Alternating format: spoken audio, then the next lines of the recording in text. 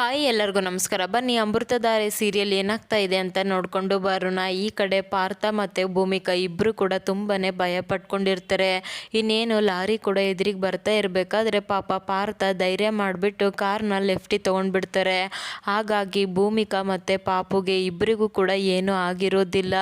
ಅಲ್ಲಿದ್ದ ಪಾರ್ಥ ಕೂಡ ಭೂಮಿಕಾನ ಸೇವ್ ಮಾಡಿಬಿಟ್ಟು ಅದಕ್ಕೆ ನಿಮ್ಗೇನೂ ಆಗಿಲ್ಲ ತಾನೆ, ಪಾಪುಗೆ ಏನೂ ಆಗಿಲ್ಲ ತಾನೆ ಅಂತ ಕೇಳ್ತಾನೆ. ಅದೇ ಟೈಮ್ಗೆ ಈ ಕಡೆ ಜಯದೇವ್ ಕೂಡ ಲಾರಿ ಡ್ರೈವರ್ಗೆ ಕಾಲ್ ಮಾಡ್ತಾನೆ. ಎಲ್ಲೋ ಇದೆಯಾ ಆಳದವನೇ, ಕಾಲ್ ಪಿಕ್ ಮಾಡೋಕೆ ಏನಾಗಿದೆ ನಿನಗೆ, ನೋಡು ಸರಿಯಾಗಿ ಕೇಳಿಸ್ಕೊ, ಯಾವುದೇ ಕಾರಣಕ್ಕೂ ಆಕ್ಸಿಡೆಂಟ್ ಆಗಬಾರ್ದು, ಕಾರಲ್ಲಿರೋರಿಗೆ ಏನು ಕೂಡ ಆಗಬಾರ್ದು ಅಂತ ಹೇಳಿದಾಗ, ಸರ್ ಏನು ಸರ್ ಇವಾಗ ಫೋನ್ ಮಾಡ್ತಾ ಇದೆಯಾ ಅಂದಾಗ, ಏನೋ ಹೇಳ್ತಾ ಇದೆಯಾ, ಆಗಿದ್ರೆ ನೀನು ಆಕ್ಸಿಡೆಂಟ್ ಮಾಡೇ ಬಿಟ್ಟ ಅಂತ ಕೇಳ್ತಾನೆ. ಇಲ್ಲ ಸರ್ ಮಾಡಬೇಕು ಅಂತಲೇ ಬಂದೆ, ಆದರೆ ಅವರು ಜಸ್ಟ್ ಮಿಸ್ ಆಗಿಬಿಟ್ಟಿದ್ದಾರೆ, ಅವ್ರಿಗೆ ಏನೋ ಕೂಡ ಆಗಿಲ್ಲ ಅಂದಿದ ತಕ್ಷಣ ಜಯದೇವ್ಗೆ ಫುಲ್ ಸಮಾಧಾನ ಆಗಿಬಿಡುತ್ತೆ.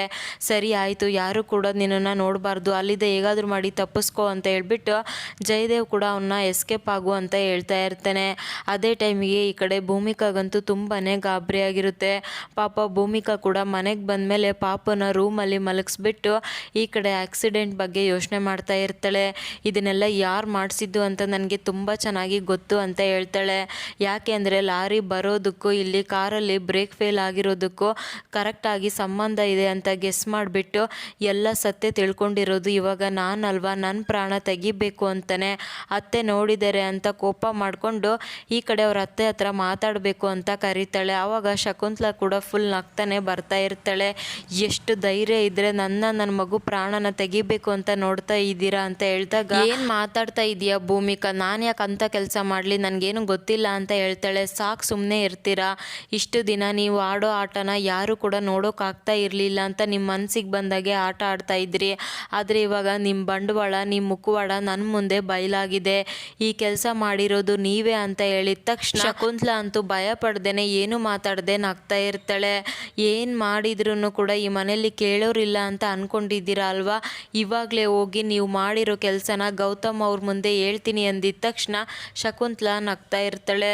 ಹೌದಾ, ಹೋಗಿ ಗೌತಮ್ ಮುಂದೆ ಹೇಳು, ನಿಮ್ಮ ಅಮ್ಮನೇ ನನಗೆ ಆಕ್ಸಿಡೆಂಟ್ ಮಾಡಿ ಸಾಯಿಸೋಕೆ ಪ್ರಯತ್ನ ಪಟ್ಟಿದ್ದು ಅಂತ, ಆಮೇಲೆ ಬಾ ನೋಡೋಣ, ಯಾಕೆಂದರೆ ಗೌತಮು ನೀನೇನೇ ಹೇಳಿದ್ರು ಕೂಡ ನಂಬೋದಿಲ್ಲ, ಅವನ್ನ ಸಾಕಿರೋದು ನಾನು ಸಾಕಿರೋ ನಾಯಿ ಅವನು, ನನ್ನ ವಿರುದ್ಧನೇ ಹೋಗಿ ನೀನು ಗೌತಮ್ ಮುಂದೆ ಹೇಳಿದರೆ ನಂಬ್ತಾನೆ ಅಂತ ಅಂದ್ಕೊಂಡಿದ್ಯಾ, ಅದು ನಿನ್ನ ಭ್ರಮೆ ಅಂತ ಹೇಳಿದ ತಕ್ಷಣ ಈ ಕಡೆ ಭೂಮಿಕಾಗಂತೂ ತುಂಬಾ ಕೋಪ ಬಂದ್ಬಿಡುತ್ತೆ. ಅದೇ ಕೋಪದಲ್ಲಿ ಶಕುಂತಲಾ ಕೆನ್ನೆಗೆ ಬಾರಿಸೇ ಬಿಡ್ತಾಳೆ. ಎಷ್ಟೇ ಧೈರ್ಯ ನೀನು ನನ್ನ ಕೆನ್ನೆಗೆ ಬಾರಿಸ್ತೀಯ ಅಂದಿದ ತಕ್ಷಣ ಬಾಯಿ ಮುಚ್ಕೊಂಡಿದ್ರೆ ಸರಿ, ಇನ್ನೊಂದು ಮಾತಾಡಿದ್ರೂ ಕೂಡ ಇನ್ನೊಂದು ಮತ್ತೆ ಮತ್ತೆ ಬೀಳ್ತಾನೆ ಇರುತ್ತೆ ಅಂದಿದ ತಕ್ಷಣ ಶಕುಂತಲಾ ಕೂಡ ಏನೂ ಮಾತಾಡದೆ ಸುಮ್ಮನಾಗ್ಬಿಡ್ತಾಳೆ. ಏನು ಹೇಳಿದ್ರಿ ನೀವು, ನನ್ನ ಗಂಡಗೆ ನಾಯಿ ಅಂತ ಹೇಳಿದ್ರ, ಹೋಗಿ ಇವಾಗ ಅದೇ ಗೌತಮ್ ಅವ್ರ ಮುಂದೆ ನಿನ್ನ ಹೆಂಡ್ತಿ ನನ್ನ ಕೆನ್ನೆಗೆ ಹೊಡೆದ್ಲು ಅಂತ ಹೇಳಿ, ಇವಾಗ ಅವರು ನಂಬ್ತಾರ ನಂಬಲ್ವಾ ಅನ್ನೋದನ್ನ ನಾನು ಕೂಡ ನೋಡಬೇಕು, ನಿಮಗೆಷ್ಟು ಧೈರ್ಯ ಇದೆನೋ ಅಷ್ಟು ಧೈರ್ಯ ನನಗೂ ಕೂಡ ಇದೆ, ನನ್ನ ವಿರುದ್ಧ ನಿಮಗೆ ಹೇಳೋವಷ್ಟು ತಾಕತ್ತಿದ್ರೆ ಹೋಗಿ ಗೌತಮ್ ಅವ್ರ ಮುಂದೆ ಹೇಳಿ ಅಂತ ಹೇಳ್ಬಿಟ್ಟು ಈ ಕಡೆ ಭೂಮಿಕಾ ಅಂತೂ ಫುಲ್ ಅವಾಜ್ ಹಾಕ್ಬಿಡ್ತಾಳೆ. ಶಕುಂತಲಾ ಕೂಡ ಇಲ್ಲಿ ಹೊಡೆದಿರೋದನ್ನ ಹೋಗಿ ಗೌತಮ್ ಮುಂದೆ ಹೇಳೋಕ್ಕೆ ಸಾಧ್ಯನೇ ಇಲ್ಲ, ಯಾಕೆಂದರೆ ಗೌತಮ್ ಕೂಡ ಭೂಮಿಕಾನ ಅಷ್ಟೇ ನಂಬ್ತಾರೆ. ಸೊ ಈ ಕಡೆ ಸತ್ಯ ಗೊತ್ತಿರೋ ಭೂಮಿಕಾನೂ ಕೂಡ ಎಲ್ಲ ವಿಚಾರನ ಗೌತಮ್ ಮುಂದೆ ಹೇಳೋಕ್ಕಾಗೋದಿಲ್ಲ. ಹಾಗೆ ಇಲ್ಲಿ ಭೂಮಿಕಾ ಮಾಡ್ತಾ ಇರೋದನ್ನ ಶಕುಂತಲಾ ಕೂಡ ಹೋಗಿ ಹೇಳೋಕ್ಕಾಗೋದಿಲ್ಲ.